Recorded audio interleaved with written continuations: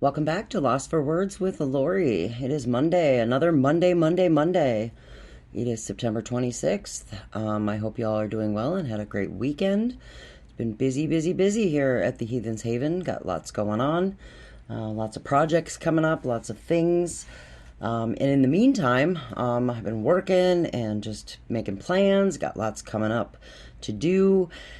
And, I wanted to take some time, and I'm hoping that this doesn't turn into a big hour-long dealio, because I have a tendency to drone on and on and on about subjects and things that concern me, as well as hopefully all of the rest of you wonderful people out in the interwebs and the media lands, the social internets. But today, let's chat a little bit, shall we, about, well, the elephant in the room, right? Let's talk a bit about cyberbullying and the real fact that social media is the perfect hunting ground for sociopaths and narcissists. And that includes people who are catfishing and stalking and threatening and manipulating behind a keyboard. And all are so much easier to do in a virtual world when you realize that you have no consequences for your actions. And these platforms, YouTube and Facebook and the Clock app and all of those places, Instagram, they become an amusement park for predatory behavior from trauma-damaged, mentally ill, or Napoleon-complexed people who feed their need for control easily, and then they thrive on the attention that it brings them. They just can't seem to fucking help it. And in the last year or so, I've seen a lot of examples of this on multiple platforms, in multiple online communities. And I've been watching, hate streams and live, broadcasts in toxic cesspool world since, we landed on this platform on YouTube, and in other areas as well. And I mean, lately, I've been even myself, I've been named, I've been outed, allegedly, and recently doxxed by some of these people. And who are these people? And what they're about. So narcissists and sociopaths, man, the kings and queens of the juice box victims, right? Quick disclaimer, this is for entertainment purposes only, and everyone is innocent until proven guilty in a court of law. Where have we heard that before? I mean, what have they done, or what have I observed that makes me think about these things, about bullies and narcissists and drama people and whatnot? So I kind of wanted to break some of that down for y'all. So shall we? So you want to be a YouTuber, huh? It'll be fun, they said. Build a channel. It'll be great. And the first, I guess the first thing that apparently I noticed was people that actively started engaging in exhibitionist and attention-seeking and self-promoting behavior. That was really disingenuous. We started YouTube and people would be like, oh, acting like they're the cock of the walk. They're the next big thing, even though they were on the same level as we were. They were just starting, and saying that, they're the hottest new channel. And they selflessly wanted to take us along with them to the top. Follow my lead. Let me be your guide. Let me show you how to make your channel the next big thing. And when you're new on a platform, that sounds great, right? That sounds exciting. Like, we're gonna build and we're gonna eventually make this a big thing. If you watch channels and you see how people grow and make money and travel and the glory life, fame, fortune, and glory, right? But when we started this journey on this platform, we didn't want those things. We just wanted to do what we were going to do. At that time, it was, my fiance wanted to do a channel, and make it about his mission. And, so of course he started finding people to do that thing with. And it all seemed real innocent and okay at first. It was, exciting, getting to learn what you were supposed to do. And then scorekeeping and the gaslighting and manipulating starts. And by then you've already invested time in getting to know the people who've already pretty much love-bombed you into thinking that you were amazing and you were so special and that you were going to go places. Just enough where they would get you exactly where they wanted you, vulnerable and really confused.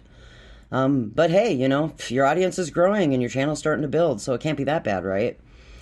Um, and then you start noticing that they start proliferating hate and slander on other people, and start talking about other people and the stuff that they do that they don't like, and start conflicts with rival people and other content creators. And it becomes kind of a real life virtual Days of Our Lives or General Hospital, if you will. Except for these people are real people. They're not actors. It's not a TV drama series. This is real life. And now you're starting to notice that there are people who are suffering. They're getting bullied. They're having mental health, financial, personal problems because of these things that are going on the internet. And like us, they came to a platform for friendship, and now they're slaves to, it seems to be like a cruel master, narcissist or sociopath. And you kind of start wondering what the fuck, right? And then they start switching up their tactics. When they're faced with people like myself or like Toby and I, questioning their motives, then they feel called out and they have a complete meltdown and throw tantrums. And it resembles kids in a playground fighting over the cool kids table, or the slide or the jungle gym. Um, and it's odd how that switch it's almost like the switch is flipped really quick. Um, and in a new, I guess, attempt to control the narrative and gain power, it no longer becomes about the collective or about helping you succeed. Now it's about their personal revenge or their vendetta against somebody else. And I mean, we all have seen it. Drama sells. It gains clout, and it strokes people's egos, and sometimes even earns them money on certain platforms. But with us and with other people, then you start to notice that the gaslighting and the scorekeeping starts, the guilt tactics. I look what I've done for you. How could you do this to me after everything I've done for you, even when you didn't ask them to, or you made it pretty clear at the beginning that wasn't your motivating factor, and that's not what you were about. And then for us, it was kind of like, wait a minute, we were kind of like, how did this all of a sudden my channel become about somebody else, or how did it come about you? I'm supposed to be making my own content. I'm supposed to be creating my own stuff, and now I'm sucked into this feeling of guilt because somebody's trying to scorekeep me and say, well, I did this for you, now you have to agree with me or follow me, when I didn't sign up for that. And they'll start invalidating you, and making it so that nothing else matters anymore. Now it's just their anger and their revenge over being betrayed is important, and they need to bury the competition because, oh my God, somebody said something about this, that, or the other thing, and that's not cool, and they're bullying me. And so they kind of flip the narrative and make it, now they've got a new target, right? A new focus. Take the attention off of them, and turn it into rallying the troops to their cause, right? To the new agenda. It's not about channel growth anymore. Now it's about this big war and this big vendetta. And they use all sorts of tactics and use their hidden agenda to switch topics, to start talking about how their accomplishments are so much better than everyone else's, as if this justifies all this bad behavior. And they start gathering a mob and crowd of people around them, and start these division tactics, these echo chambers, these can't stand alone, you must be on my side kind of deal. And start attacking people personally. And they start goading them, the he said, she said thing, to get a reaction out of people, because that's kind of where their power lies, right? Is you keep poking the bear and eventually it's going to bite you. And then they'll turn that around and twist the perception of the truth, to say, well, this person's a bully, when technically they're reacting to being bullied themselves. And I've seen people use conspiracy theories, religious dogma, other people's weaknesses against them, after when it first started out, where they were all your friends and they loved you and they cared about you, and they'd find out all the things that they can about you. And then once they figure out where your weakness is, then they exploit it. And to me, it seems like they're really just covering for their own personal inadequacies and failures that makes them look better by pointing out the failures in others. It's a big thing of projection to feed their need for acceptance and approval. And it doesn't seem to matter to them whether it's negative or positive attention, because, all attention is good attention, right? Whether it's positive or negative. And by the time people start questioning what's going on, everyone is so confused, much like Days of Our Lives season or a crazy Game of Thrones episode. No one knows who's friend or foe this month. Where did the argument start in the first place? And how did this crazy drama start consuming all of my time and energy so much that we stop making content? And you get comfortable in the role in this mob that you've been stuck in, waiting for the next target, while these master sociopaths and narcissists dream up a new episode for you. And then, someone drops a nuke and you end up with, the sludge of toxic cesspool world, people quitting, deleting their channels, having real life mental breakdowns. Some of them maybe trying to unalive themselves, which is disgusting and scary. And then poof, these people disappear, or they go to a new community, or they seize a new opportunity to wreak havoc, and everyone is stopping to go, what the hell just happened here? And it happens real quickly over a period of time. And at one point, you were friends with people and now you're not, and you don't even know how that happened. And you just know that you're feeling confused and scared and like wanting to just give it up because none of it's worth it. You're going to bed worrying about what people are saying about you the next day, or if you're going to be the next target. I mean, it's the toxic tornado, people. It starts out as a thunderstorm, and it gets the perfect mix of bullshit and turns into an EF5 tornado and levels communities, and then disappears as fast as it came, leveling a huge path of destruction. I mean, a twisted mass of, as I've talked about previously in a podcast, of collateral damage. You can go listen to that if you want. Like it, comment, subscribe, shameless plug. If you don't, I'm going to quit YouTube, okay? I'm just kidding, I digress.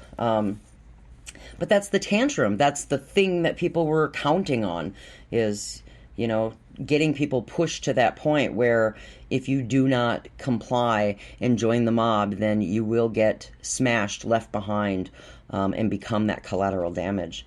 And I've seen this play out over the last year and a half. It's as predictable as a cooking show, but it's dumb and it's completely unnecessary in a virtual world where we all came for fun and fellowship.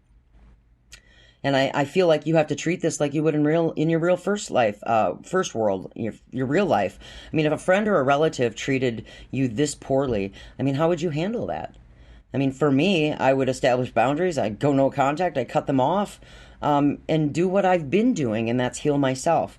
Get back to why I came to the internet or the virtual world or the interwebs or whatever platform for the first place, and I would fix it. I'm going to therapy. I have friends. I have projects. I have self-help stuff. And I collaborate with people who are about positivity and good things, not about destroying the enemy or slandering other people because it makes them look better or it takes the focus off of them and their accountability. I mean, it's my channel, it's my interwebs, it's my whatever platform I'm on, and I get to own that. And I'm turning off the soap opera. You got to go live your best life that you can and make the content that you came to the interwebs for in the first place. And I mean, at the end of the day, the fastest way to survive the tornado is to get out of its path. For me, run screaming in the other direction from people who make me second guess myself or try to create problems for me when it's none of my business, or make me feel like I'm emotionally back in high school and have to take sides and worry about who's the head of the cheerleading squad or who's the captain of the football team, and then suck up to them because if I don't, they're going to, terrorize me at the locker or make me, terrorize me in front of everybody in the lunchroom. And I'm an adult. I don't want that for my life, and I don't think other people do either.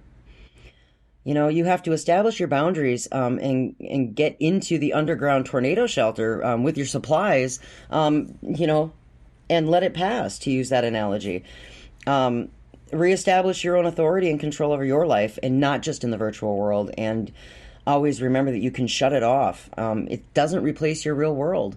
The virtual world and the soap opera is as easy as flipping off the TV and taking notice of what's important in your first world. I mean, life's too short for all this drama. I mean, go watch a fucking movie, read a book, find some good first world distractions, some hobbies, figure out what's important, and not allow these people who prey. I mean, they came to this virtual playground with no boundaries, and I'm not going to allow people to prey on me and try to teaching. It's difficult to teach people how to establish those boundaries and those solid expectations, and basically tell these people who think they can prey on you that it's unacceptable. No more. And we report, we block, we gather together and try to figure out good, manageable conflict resolution. But at the end of the day, you can't bargain or reason with these people. I mean, they have no empathy. They don't care about you. They don't care about your life. They don't care about the things that are important to you. They only care about themselves.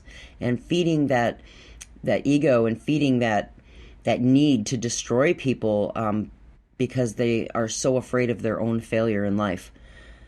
They talk a big talk and they act like they're better than everyone else, but at the end of the day, they're lonely, miserable people who wish to try to drag you down to their level and then turn around and point the finger at you and make it your fault, make you accountable, gaslight you to thinking that you don't have any rights, or, scorekeep. I did this for you, so now you must do what I tell you.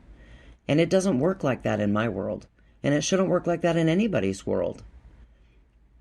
I'm done. There are multiple platforms, multiple places that you can go and do your own research on narcissists, sociopaths, that kind of behavior, and surviving it. We've all been victimized in our life in some way, shape, or form by something or some circumstance in our life that makes us react emotionally to situations. And in your first world, that's very normal. But it shouldn't have to happen in a virtual world when you wanted to come to a platform to make friends or find fellowship or find commonality, only to be met with toxic behavior and people who are trying to pull strings and make you a puppet in their elaborate game or their newest soap opera. And at some point, you have to learn to stand up for yourself, to say, no, I ain't doing that anymore.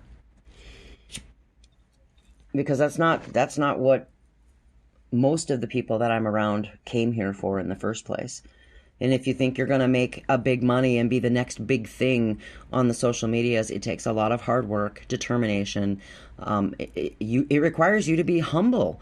It requires you to be compassionate and care about people, to think outside that box. It isn't all about you, and what you can get, gain, or garner from other people by manipulating them, by using them, by lying and cheating.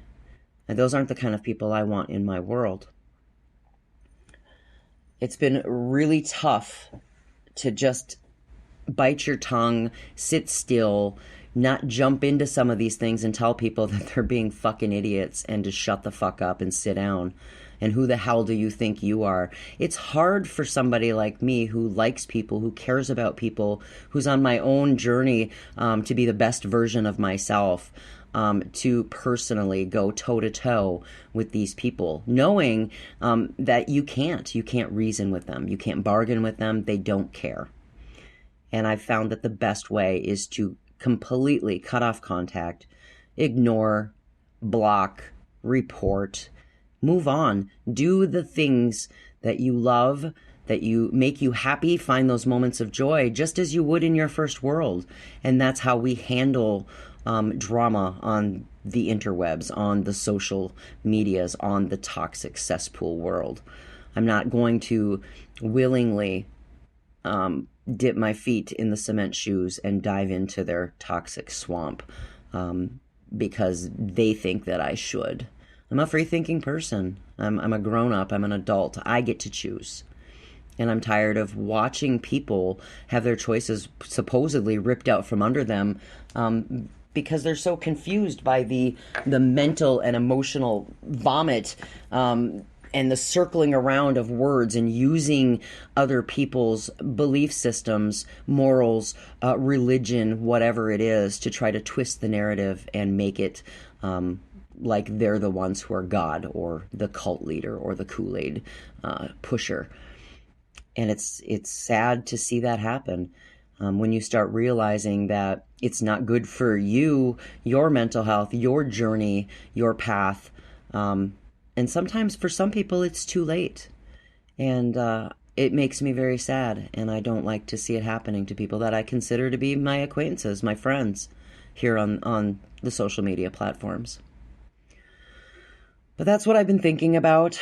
Like I said, there's so many resources. I'm tired of watching people suffer in a place that's supposed to be good and wonderful and happy. But I hope at the end of the day, everybody can just wash their fucking hands and try to be a better human. I love you guys. I care about you. And I hope that your journey here on the social medias becomes less traumatic, dramatic, and toxic. I love y'all. See you next time.